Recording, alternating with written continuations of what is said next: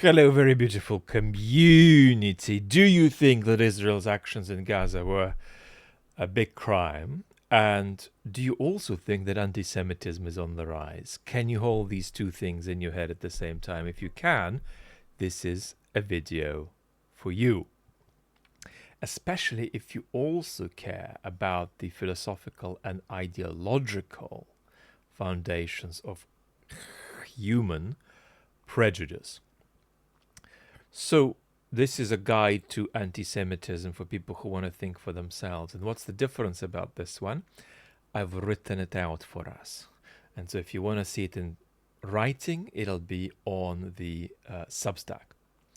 But this will be a slightly more systematic treatment of it than any we've had so far on the channel's beautiful community. So unfortunately or fortunately, for today's purposes, I'm actually just going to read. This is going to be the best and the worst talk on anti-Semitism you could encounter. The best because if the wonderful philosophers of recent decades, like Bernard Williams and Richard Wolheim, saw this, they're the proof.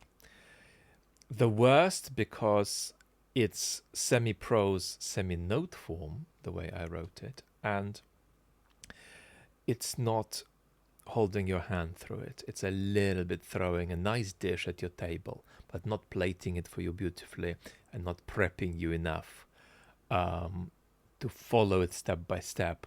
And that's my fault, and that means parts of this will lose you, but it won't be because they lack intellectual quality. It's because they lack public intellectual quality. All right, let's rock and roll.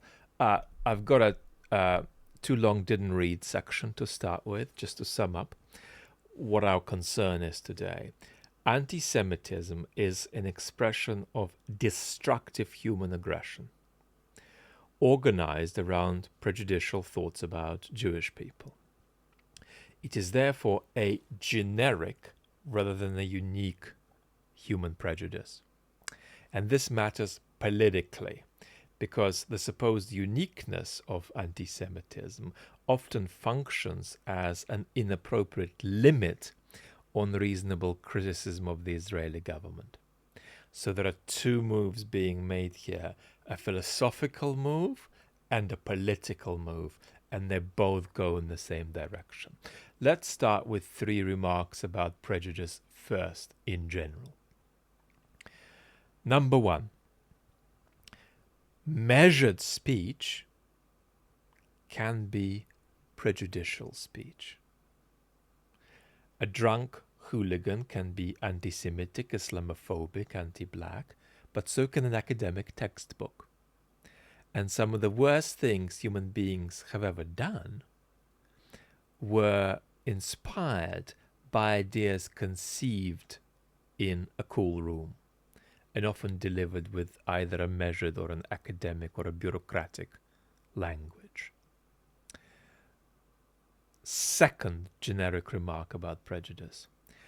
We can't identify prejudicial speech independently of a person's proximity to a conflict.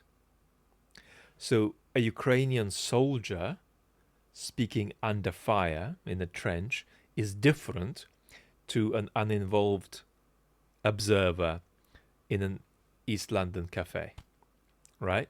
In the former case, calling all Russians a horde of orcs may be a proportionate reaction. In the latter case, Ricky on his 11th Frappuccino in Bethnal Green, in Ricky's case, it's less so. 3. Partiality is not prejudice.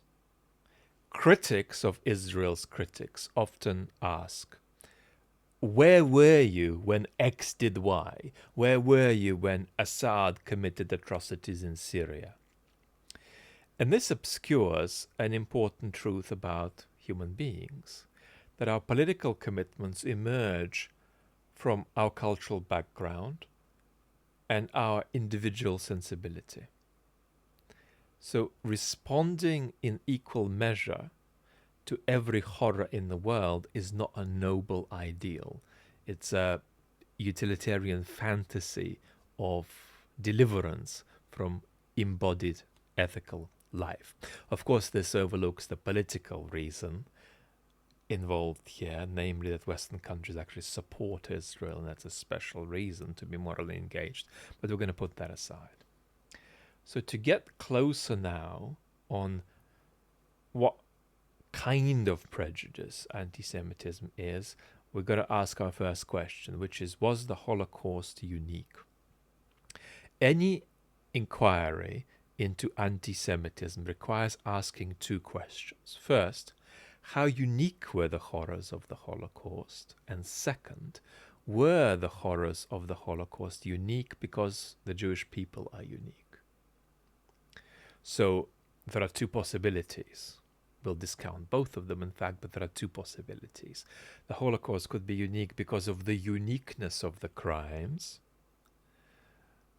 Extent of evil is not uniqueness, by the way, or because of the uniqueness of the victims.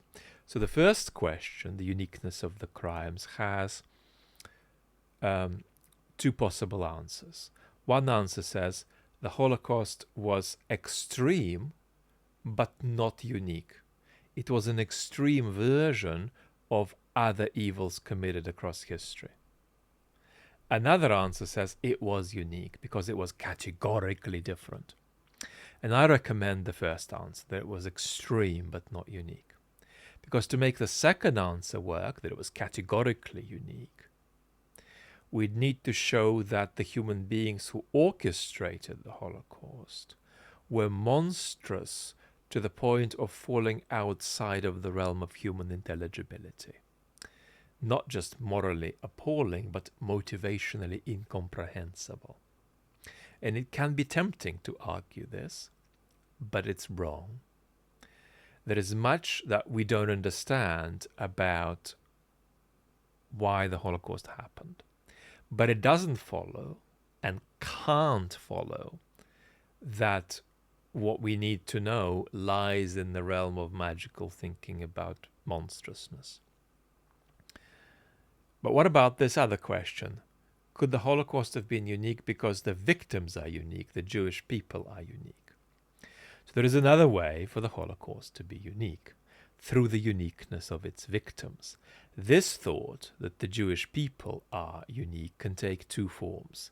The first version is crude. It postulates that Jews as a group possess a special property that causes non-Jews to react to them with hostility. This can mean one of two things. Either the group possesses a negative property, which proportionately evokes hostility, or the group possesses a neutral or positive property, which evokes a pathological hostility. For instance, hating something because it's good, which is a very basic human emotion, actually.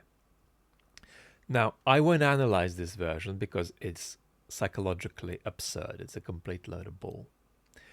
Now, the second version is less absurd, but it's still absurd and wrong.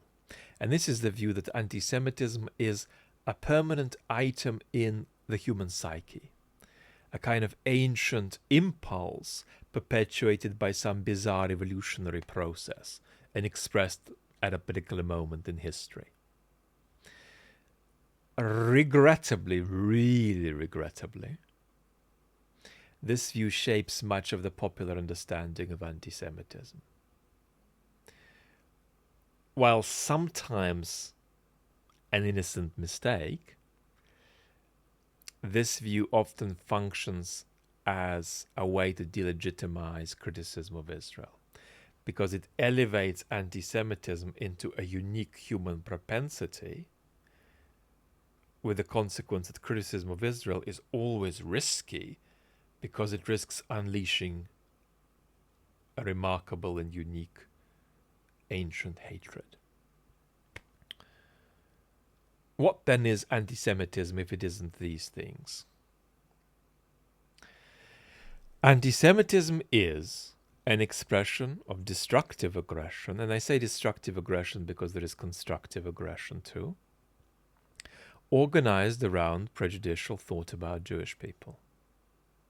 Its source is not a special anti-Semitic item in the psyche, but the universal human capacity for aggression in its destructive forms. It becomes anti-Semitic when social conditions attach the aggression to prejudicial thoughts about Jewish people. Now, what is anti-Semitic speech? To understand whether speech is anti-Semitic, we need two kinds of judgment. First, we need psychological understanding. Is destructive aggression at work in the person's mind? This means understanding not only what someone says, but also what they feel and what they mean behind what they say. Second, we need political understanding. We need to understand the particular conflict at hand and judge whether the person speaks about it proportionately. An account of whether a statement is anti-Semitic is inseparable from a well-judged political interpretation of the Israeli-Palestinian conflict and of Israel's actions in Gaza. What is anti-Semitic speech in politics? The above criteria are substantively adequate, but they are not adequate for politics. Political discourse needs something more literal, more binary, and more verifiable. The point is not that truth doesn't matter in politics, but that political truths should not depend on complex interpretive judgments, which cannot survive being thrown about like a football. You don't want a political definition of anti-Semitism that requires even the minimal foray into psychoanalytic reflection that I've briefly provided here for us. You want something simpler. So it follows that it will sometimes be politically appropriate to call speech anti-Semitic even when it is not substantively anti-Semitic. And it will sometimes be appropriate not to call speech anti-Semitic even when it is substantively anti-Semitic. So here you're going to be paying a little bit more attention to surfaces, and you're going to, in the end, have to take a position on particular things that are commonly said, particular phrases, particular lines, and you have to decide if they're anti-Semitic or not, a little bit irrespective of the psychology behind them when they are uttered in the political sphere by political actors. Criticizing Israel and anti-Semitism. Fair criticism of Israel is not anti-Semitic, but unfair criticism of Israel also does not necessarily have to be anti-Semitic. For instance, I recommend the view that the state of Israel is legitimate within its 1967 borders, but the rejection of this view is not necessarily anti-Semitic. The reverse is also true. Fair criticism of Israel can be anti-Semitic if it is packaged in destructive human aggression. The question is not simply whether the criticism is fair, the question is how the criticism sits in the critic. Not what views Ricky has, but what Ricky's views have made of Ricky. Being ethically adequate toward the Holocaust. Nobody owns the Holocaust politically. Families and individuals own it privately. But no state can claim ownership over the Holocaust, no matter its history. And this is because adequacy to the Holocaust is an ongoing political enterprise. It means that a society does three things. First, it doesn't cause or normalize the needless destruction of human life on a mass scale. Second, it minimizes the political expression of the kinds of intolerance that caused the Holocaust. Third, it practices a reasonable degree of self-transparency and owns its political past. It is certainly not anti-Semitic to point out that currently Israel performs poorly on all three. So we could have done something else here. We could have talked about why anti-Semitism is rising and how that's connected to historical events we've recently witnessed. But I didn't want to do that. I wanted to frame for you how to think about this. And I've done this in a way that's pretty good, but also pretty bad, because it hasn't held you enough by the hand. So let me know how well you have survived this, and don't write generic algorithmic comments below this video, please, right? You don't want to have a consumerist relationship with human challenges, human tragedy, human crimes, okay? Because if you do, I've heard that Ricky is going to be out to get you. So lots of love.